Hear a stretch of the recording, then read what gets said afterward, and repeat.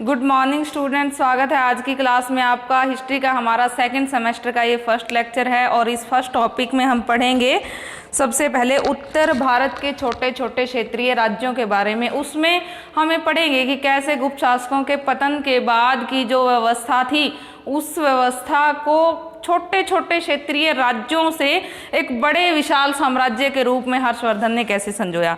अब सवाल ये उठता है कि हर्षवर्धन कौन था, क्या वो क्षत्रिय था, क्या वो ब्राह्मण था, वैश्य था, शूद्र था, कौन था, वो किस धर्म से संबंधित किस वर्ण से संबंध रखता था, किस वर्ण से संबंधित था, और फिर उसके पूर्वज कौन थे। हालांकि जैसे कि उसके पूर्वजों के विषय में ज़्यादा तो ज्ञात नहीं है, लेकिन जो थोड़ा बहुत ज्ञात है विद्वानों के अनुसार जो है उसके पूर्वज गुप्त शासकों के छोटे मोटे सामंत रहे होंगे। उन छोटे मोटे सामंतों ने अपनी स्थिति जो उत्तर गुप्तकालीन शासक थे उनसे सुदृढ़ कैसे की, ये भी सवाल पैदा होता है। तो उनसे सुदृढ़ करने के लिए उनको काफ़ी मेहनत करनी पड़ी। हालांकि वो अपने समय में जैसे कि उनके जो पूर्वज हुए हैं, प्रभाकर वर्धन जो है इनके पिता थे और इनके पिता एक सामंत राजा हुए हैं। सामंत, अब सवाल ये उठता है कि सामंत कौन थे, सामंत थे क्या। तो सामंत जो शब्द है, सामंत शब्द सामंतवादी व्यवस्था का एक हिस्सा है। सामंतवादी व्यवस्था फ्यूडलिज्म इंग्लिश में उसको कहा जाता है, फ्यूडल शब्द से बना है और यूरोपीय समाज में प्रचलित एक ऐसी व्यवस्था थी जिसमें राजा अपने साम्राज्य के विभिन्न हिस्सों को भूमि के छोटे छोटे टुकड़ों में बांट देता था ताकि शासन व्यवस्था सुचारू रूप से चलाई जा सके। तो फ्यूडलिज्म से फ्यूडल जो शब्द निकला है, उस फ्यूडल शब्द का अर्थ है भूमि का टुकड़ा। तो उस भूमि के टुकड़े से ही जो है ये सामंतवादी व्यवस्था का प्रादुर्भाव हुआ है। और इस तरह से जब राजा ने, भारत में भी यदि हम देखें, जब राजा ने अपने शासन व्यवस्था को सुचारू रूप से चलाने के लिए अपने साम्राज्य की भूमि को छोटे छोटे टुकड़ों में बांट दिया और उनको अपने वफादार जो सैनिक थे, अपने जो सगे संबंधी थे, बंधु थे, या उसके जो चापलूस चाटुकार थे, या उसके जो विश्वसनीय मित्र थे, विश्वसनीय लोग थे, उनको दे दिया और इस तरह से उनको वहाँ का जो है अधिकारी बना दिया, उनको सामंत कहा गया। धीरे धीरे करके जो है यूरोपीय समाज की व्यवस्था ने भारतीय समाज में भी अपना पांव पसारने शुरू कर दिए थे। तो इस तरह से हर्षवर्धन के पिता के बारे में हम बात कर रहे हैं। तो वो जो है उत्तर गुप्त कालीन शासकों के समय में सामंत रहे होंगे। धीरे धीरे करके उन्होंने उत्तर गुप्तकालीन शासकों से अपनी स्थिति सुदृढ़ कर ली, क्योंकि उत्तर गुप्तकालीन शासक जो हुए हैं वो जो है निर्बल थे, अयोग्य थे, उनमें कोई दम था नहीं। तो इस वजह से ये जो छोटे छोटे क्षेत्रीय राज्यों का प्रादुर्भाव हुआ था। क्योंकि गुप्तकालीन यदि हम शासन व्यवस्था को देखें तो समुद्रगुप्त ने, जिसको धरणी बंद कहा जाता है, धरणी बंद का मतलब है कि जिसने धरती को बांध लिया था, पूरी धरती को विजय कर लिया था, समुद्रगुप्त ने समुद्र पार की भूमि को जीत लिया था, बहुत बड़े साम्राज्य का मालिक था। उसके बाद के जो शासक हुए हैं वो सारे अयोग्य सिद्ध हुए हैं। हालांकि इसके बाद का जो शासक था चंद्रगुप्त द्वितीय, जो चंद्रगुप्त विक्रमादित्य कहलाया था, तो उसने जो है काफ़ी तरक्की की, कर्मादित्य ने काफ़ी तरक्की की, लेकिन बाद के शासकों ने अपने साम्राज्य को जो है पतन के कगार पे ला दिया। और अब जो है एक नए जो है वंश की उत्पत्ति हुई। पुष्यभूति नाम के एक व्यक्ति ने, जो एक सामंत हुआ करता था, उसने अपने नाम से एक नया वंश लाया जो पुष्यभूति वंश कहलाया। उसी पुष्यभूति के आगे जो है वंश बेल बढ़ी, उसमें प्रभाकर वर्धन हुए। प्रभाकर वर्धन के 3 बच्चे हुए, जिसमें सबसे बड़े थे राज्यवर्धन, राज्यश्री और जो है हर्षवर्धन। तो प्रभाकर वर्धन के 3 बच्चे थे। तो जिसमें से हम बात करेंगे हर्षवर्धन के बारे में। हालांकि राज्यवर्धन बड़े थे, तो पिता की मृत्यु के बाद राज्यवर्धन को गद्दी पर बैठा दिया गया और राज्यश्री का जो है विवाह कर दिया गया ग्रहवर्मा के साथ। ग्रहवर्मा के साथ वो विवाह करवा के कन्नौज चली गई और इस तरह से जो है अपनी शासन व्यवस्था को राज्यवर्धन सुचारू रूप से चला रहा था। लेकिन थोड़े समय बाद ही उसको पता चला कि उसके जीजा ग्रहवर्मा की हत्या गौड़ नरेश शशांक द्वारा कर दी गई है। तो इस बात से वो काफ़ी दुखी हुआ।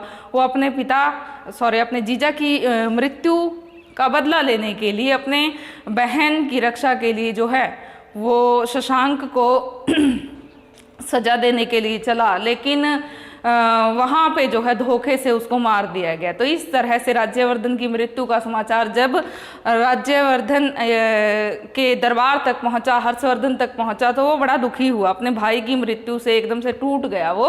तो इस तरह से जो है दुखी भाव से जो है वो बैठा था। तो उसके जो सेनापति ने उसको जो बड़े वीरतापूर्ण शब्दों से उसको उत्साह बढ़ाया और कहा कि कायरोचित पद का त्याग करके तुम एक राजा की भांति, एक शेर की भांति उठो, तुम राज सिंहासन को ऐसे ग्रहण करो जैसे कोई सिंह जो है बकरी को या शावक को ग्रहण करता है। कहने का मतलब ये है कि तुम एक कायर नहीं हो, राजा हो, राजा की तरह तुम अपने लक्ष्य को पाओ, राजा की तरह तुम राज सिंहासन को पाओ और तुम गौड़ नरेश का उसी तरह से वध करो जैसे कि एक सिंह जो है बकरी शावक का करता है या फिर अपने शिकार का करता है। तो इस शब्दों से जो है बड़ा एक चमत्कारपूर्ण असर हुआ हर्षवर्धन के ऊपर और इस तरह से हर्षवर्धन ने राजगद्दी ग्रहण कर ली। 606 ईस्वी में हर्षवर्धन राजा बना और उसी समय जो है एक नया संवत उसने अपने नाम से चलाया। तो इस तरह से हर्षवर्धन के राज्य सिंहासन का समय शुरू हुआ 606 ईस्वी से। इस बीच जो है हम एक और बात जो है कर लेते हैं कि हर्षवर्धन के राज्यकाल में ह्वेनसांग भारत आया था। ह्वेनसांग चीनी यात्री था, चीन शी उसके बचपन का नाम था। 13 वर्ष का था तब से ही उसके मन में बौद्ध धर्म के प्रति आसक्ति जाग उठी और बौद्ध धर्म के प्रति अपनी जिज्ञासा को शांत करने के लिए जो है उसने काफ़ी प्रयास किए, लेकिन वहाँ पे उसकी ज्ञान पिपासा शांत न हो पाई और वो भारत में आया क्योंकि उसको पता चला कि बौद्ध धर्म का जो मूल है, मूल जगह है वो भारत में है। तो वो भारत में आया, यहाँ पे नालंदा विश्वविद्यालय में वो कई साल रहा और लगभग 15 साल उसने भारत में बिताए, कई साल वो हर्षवर्धन के साम्राज्य में रहा। तो इस तरह से जो है उसने भारतीय सामाजिक व्यवस्था, राजनैतिक व्यवस्था, आर्थिक व्यवस्था, धार्मिक व्यवस्था के बारे में जो भी देखा, सुना, पढ़ा, वो सब जो है उसने अपने एक ग्रंथ सीयूकी में संकलित कर लिया। उसके द्वारा जो सीयूकी जो ग्रंथ लिखा गया वो चीनी भाषा में लिखा गया, वो उस समय का बहुत ही महत्वपूर्ण ऐतिहासिक स्रोत साबित होता है हमारे लिए, क्योंकि उस समय की जानकारी यदि हम चाहते हैं तो चीनी भाषा में लिखा गया इस जो ग्रंथ है सीयूकी, ये उस समय की जो है सारे ही, चाहे वो राजनीतिक व्यवस्था थी, आर्थिक थी, सामाजिक व्यवस्था थी, सारी व्यवस्थाओं का अध्ययन करने का एक महत्वपूर्ण जो है स्रोत है। तो इसी तरह से इत सिंह नाम का एक चीनी यात्री यहाँ पे आया था, उसने भी जो है अपने विवरण अपने पुस्तक के रूप में, अपने ग्रंथ के रूप में लिखे हैं। तो हर्षवर्धन ने जो है अपनी बहन के पति की मृत्यु का बदला लेने के लिए वो सेना के साथ चला गया और मार्ग में उसको दिवाकर मित्र नाम का एक बौद्ध भिक्षु मिला। दिवाकर मित्र ने उसको बताया कि तुम्हारी बहन राज्यश्री कन्नौज में नहीं है, वो वहाँ से भाग गई है और अपने आप को सती करने चली है। तो अब सवाल ये पैदा होता है कि सती वो कैसे हो सकती है, क्योंकि सती तो अभी हमने पहले जिक्र किया था जब हम पढ़ रहे थे गुप्त शासकों के बारे में या मौर्य शासकों के बारे में, तो सती प्रथा के बारे में हमने बात की थी। तो सती मैंने आपको बताया था कि जब कोई पुरुष मर जाता है तो उसकी पत्नी अपने शरीर को उसकी चिता के साथ जला लेती है, वो अवस्था जो है सती प्रथा कहलाई थी। लेकिन यहाँ पे वो तो गृहवर्मा तो पहले ही मारा जा चुका था, जलाया जा चुका था, तो वो कैसे सती हो रही थी। सती प्रथा का एक दूसरा रूप था कि कोई बंदा, कोई पुरुष जब मर जाता है तो उसकी पत्नी को उसकी किसी भी चीज के साथ जो है जब वो अपने शरीर का आत्मदाह करती है तो वो व्यवस्था भी सती प्रथा का ही एक रूप है। तो वो किसी अपने पति की कोई वस्तु ले आई होगी और उसके साथ जो है अपने आप को जलाने चली थी, तो इस तरह से वो सती होने चली थी। लेकिन दिवाकर मित्र ने जब बताया तो विंध्याचल पर्वत में हर्षवर्धन ने उसको सती होने से बचा लिया। तो इस तरह से स्टूडेंट्स उसको बचा लिया गया और फिर जो है कन्नौज में आया वो गौड़ नरेश शशांक को मार दिया गया। और वहीं से पहले क्या था, हर्षवर्धन थानेश्वर में बैठ करके राज कर रहा था और अब वो कन्नौज से ही अपनी बहन के साथ राज्यश्री के साथ राज सिंहासन पर बैठा और वहीं से शासन को सुचारू रूप से वो संभालने लग गया। तो उसने वल्लभी को जीता, उसने बंगाल को जीता, बंगाल में गौड़ जो जगह है उसके शशांक को उसने मारा। और भी जो है कश्मीर विजय का भी जिक्र मिलता है कि उसने कश्मीर को जीता था। तो बहुत सारी जगहों को जीत करके उसने अपने छोटे से राज्य को साम्राज्य में तब्दील कर दिया। उसके बारे में यदि हम जानना चाहते हैं तो अभी मैंने पीछे बताया था कि ह्वेन-सांग के विवरण हमें पढ़ने होंगे। उस समय जो चीनी यात्री इत्सिंग आया था उसके विवरण हमें पढ़ने होंगे। और उसके समय में जो है भारतीय जो यहीं का जो एक विद्वान था बाणभट्ट ने जो है हर्षचरित लिखा है। तो उसमें हर्षचरित में बाणभट्ट काफ़ी कुछ बताता है हर्षवर्धन के राज्य के बारे में, उसके जीवन के बारे में, उसकी विजयों के बारे में। यदि हमें उसके समय के जो है समाज को, राजनीति को, व्यवस्था को जानना है तो बाणभट्ट द्वारा लिखा गया जो है हर्षचरित काफ़ी हमारे लिए सहयोगी हैं। एक और बात फिर मैं आपको बता दूं कि हर्षवर्धन खुद एक उच्च कोटि का विद्वान था। हर्षवर्धन ने 3 ग्रंथ लिखे थे जो काफ़ी महत्वपूर्ण ग्रंथ कहे जा सकते हैं उस समय के, जिसमें हम बात करते हैं नागानंद की, प्रियदर्शिका की